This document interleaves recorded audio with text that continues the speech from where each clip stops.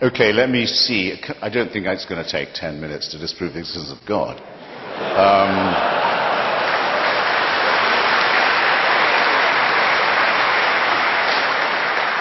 The atheist proposition is the following. Most of the time, it may not be said that there is no God. It may be said that there is no reason to think that there is one. That was the situation after Lucretius and Democritus and the original anti-theistic thinkers began their critique of religion. And I would just ask you all, ladies and gentlemen, to bear in mind a mild distinction while we go on. You may wish to be a deist, as my heroes Thomas Jefferson and Thomas Paine were, and you may not wish to abandon the idea that there must be some sort of first or proximate cause or prime mover of the known and observable world and universe. But even if you can get yourself to that position, which we unbelievers maintain is always subject to better and more perfect and more elegant explanations, even if you can get yourself to that position, all your work is still ahead of you.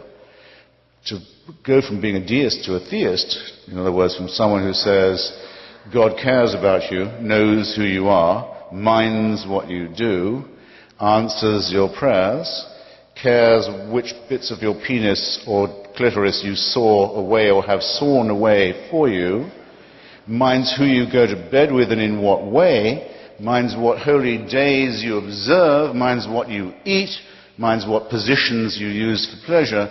All your work is still ahead of you, and lots of luck. Because there's nobody, even Aquinas had to give it up. There's no one who can move from the first position to the second. So I could, and I'm actually strongly tempted to, I could leave it right there. But then it's not in my nature to let off a captive audience so easily. So I'll add a couple of things.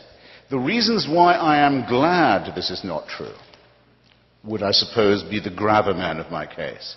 Some people I know who are atheists will say they wish they could believe it. Some people I know who are former believers say they wish they could have their old faith back. They miss it. I don't understand this at all.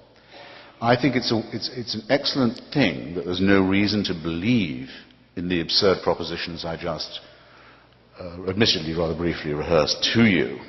The main reason for this, I think, is that it is a totalitarian belief. It is the wish to be a slave.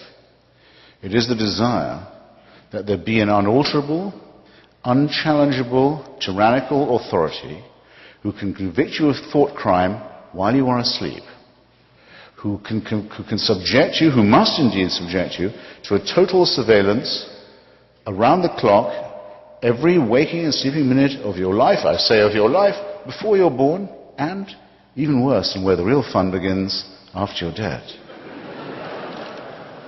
A celestial North Korea. Who wants this to be true? Who but a slave desires such a ghastly fate? I've been to North Korea. It has a dead man as its president. Kim Jong-il is only head of the party and head of the army. He's not head of the government or the state. That office belongs to his deceased father, Kim Il-sung. It's a necrocracy. A thanatocracy. It's one short of a trinity, I might add. The son is the reincarnation of the father. It is the most revolting and utter and absolute and heartless tyranny the human species has ever evolved. But at least you can fucking die and leave North Korea.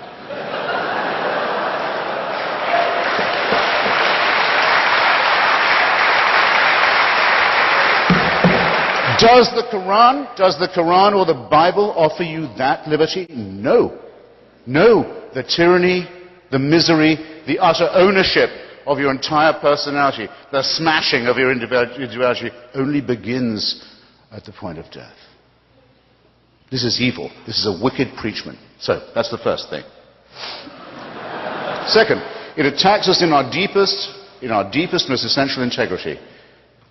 It's an insult to us in other ways. It says that we, you and I, could not, individually or collectively, decide upon a right action or a right thing without celestial divine permission.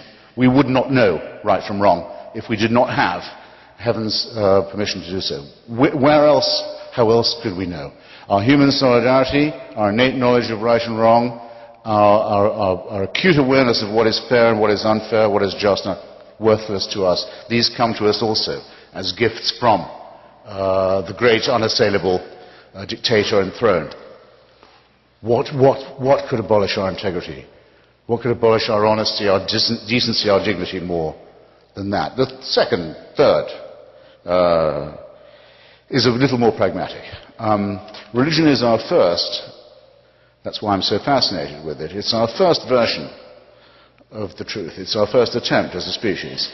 It's what we tried when we didn't know anything. We didn't know we lived on a spherical planet. We didn't know that our planet revolved around the sun.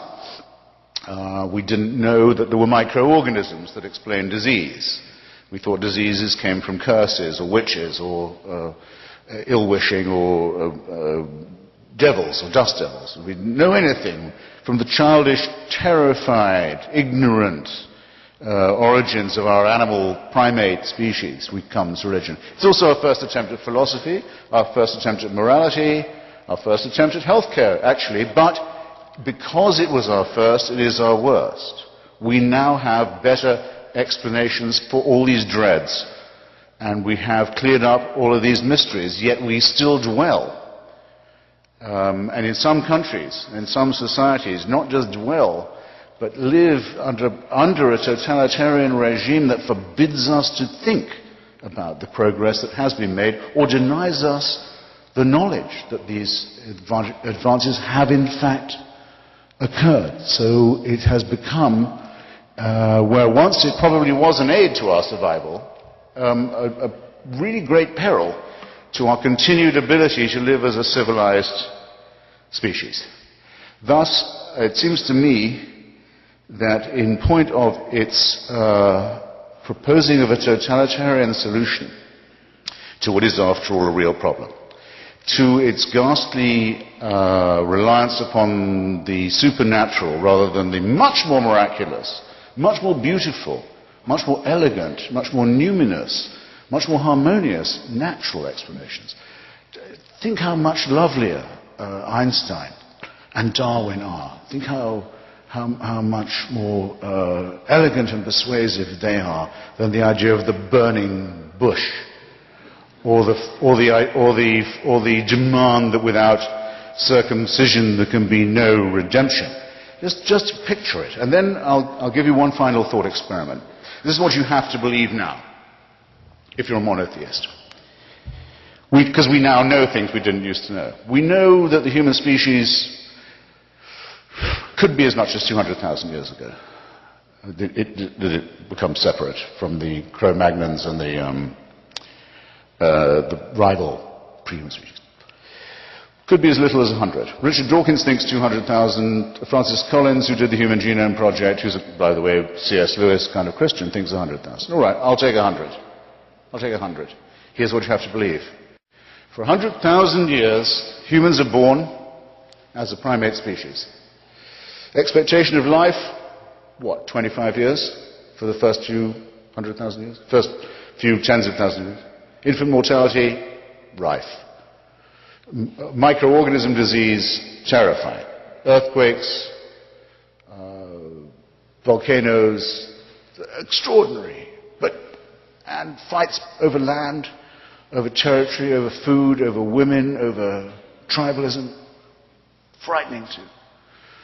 For 95, 96,000 years, heaven watches this.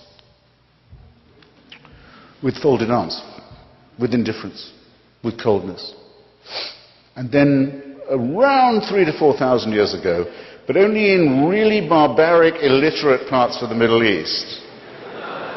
Not in China or where people can read or think or do science. No. In barbaric, illiterate, backward parts of the Middle East, it's decided we can't let this go on, we better intervene. And what better way than by human sacrifices and plagues and mass murder? And if that doesn't make them behave morally, we just don't know what does. If there is a single person in this room who can bring themselves to believe anything remotely like that, they convict themselves of being, first, very stupid, and second, very immoral. And thus it seems to me that the case for divine intervention and for the supernatural falls, and that we should be glad that it's fallen. And thank you.